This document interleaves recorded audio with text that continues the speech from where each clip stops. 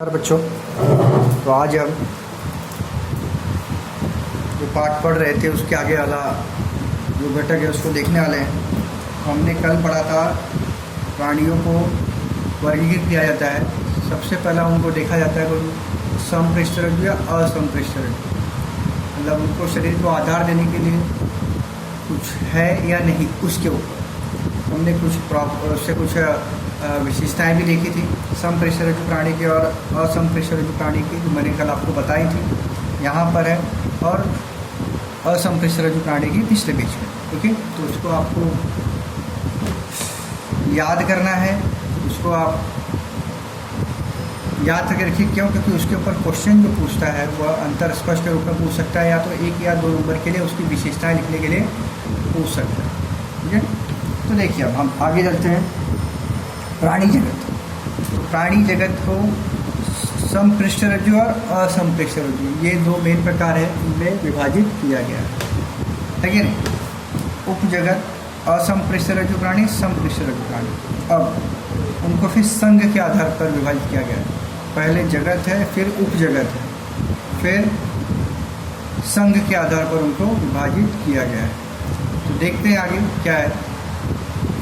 संघ में आदिजीवी, क्षेत्रधारी, आंतरगुहीन, चपटे कृमि, गोल कृमि, सखंड कृमि, संधिपाद, मृदुकाय कवचधारी, कांटेदार त्वचा वाले, अर्धमेरुदंडी, इनका समावेश होता है। संघ समपृष्ठरज्जु प्राणी में यूकार्डेटा, यूरोकार्डेटा, सेफेलोकार्डेटा एंड वर्टिब्रेटा, इस तरीके के उपसंघ का समावेश है। फिर इसमें चक्रमुखी, मत्स्य, उभयचर, सरीसृपी, पक्षी और सस्तन या स्तनधारी बोल सकते हैं। स्तनधारी प्राणियों में हम आ सकते हैं, मैमल्स जो हैं हमारे जैसे। ठीक है, तो देखते हैं।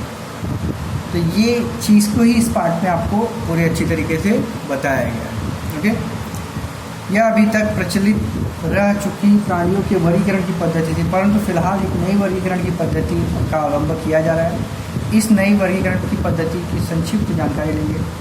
देखिए, सामान्यतः हमने देखा है वनस्पतियों का वर्गीकरण, प्राणियों का वर्गीकरण रॉबर्ट विटाकर इस पंचजगत पद्धति का उपयोग करके किया गया है ना। फिर अनुसार केवल सभी बहुकोषीय प्राणियों का ही समावेश प्राणी जगत में किया गया है। इस पद्धति में प्राणियों का वर्गीकरण करते समय उनकी शरीर की रचनात्मक संगठन, मतलब उनकी शरीर की रचना कैसी है, सममिति है, देह गुहा वाले प्राणी हैं, बॉडी कैविटी, या जनन स्तर, बॉडी जर्मिशन लेयर है, या खंडीभवन, ये और कुछ इन जैसे मुद्दों का आधार लिया गया उनको वर्गीकरण करने के लिए। ओके, तो आपको उसी के बारे में हम लोग आगे देखेंगे। नेक्स्ट देखिए क्या है। देखिए रचनात्मक संगठन। अब यहाँ पर क्या दिया है, प्राणियों के शरीर की कोशिकाओं, प्राणियों का कोई भी प्राणी उसका शरीर हमेशा कोशिकाओं से ही तैयार होता है। प्राणियों के बहुकोशिकीय शरीर में अनेक कोशिकाएं कार्यरत होती हैं, है क्या नहीं। जैसे हम बहुकोशिकीय शरीर में हमारे अंदर बहुत सारी कोशिकाएं क्या हैं, कार्यरत हैं।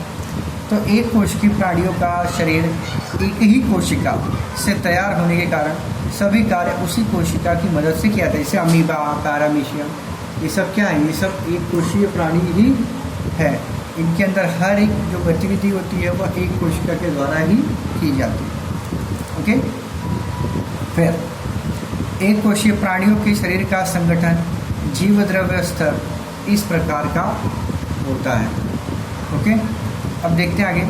बहुकोशीय प्राणियों में ये देखिए अमीबा और पैरामीशियम, ये क्या है, एक कोशीय प्राणी, उनकी आकृति यहाँ पर दर्शाई गई है, वो एक कोशीय प्राणी है।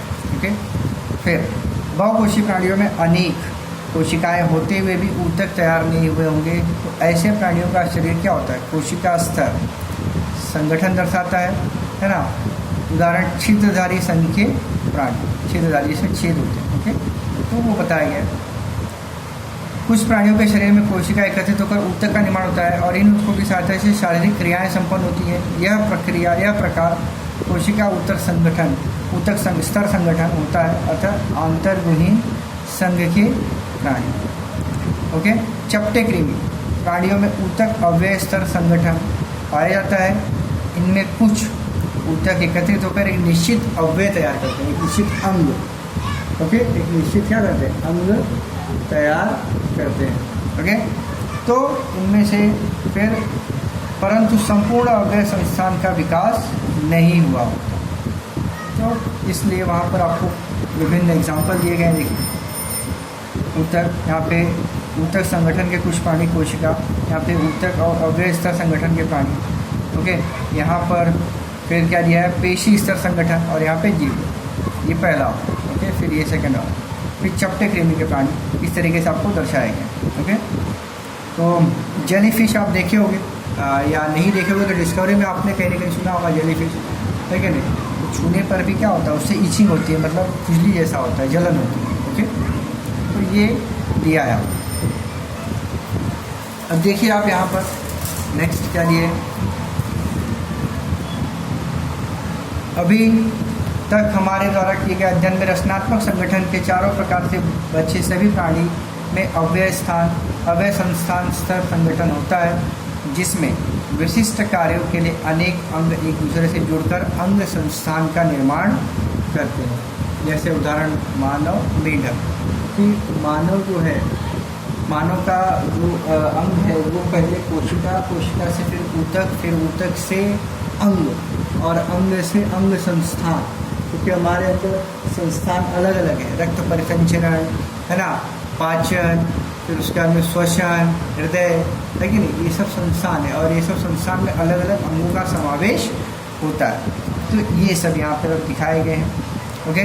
तो अब आगे देखते हैं शारीरिक समिति, मतलब मानव शरीर और अमीबा की आकृति लीजिए। आकृति में शरीर को एक विशिष्ट अक्ष को लेकर काल्पनिक रेखा खींचने का प्रतीक है।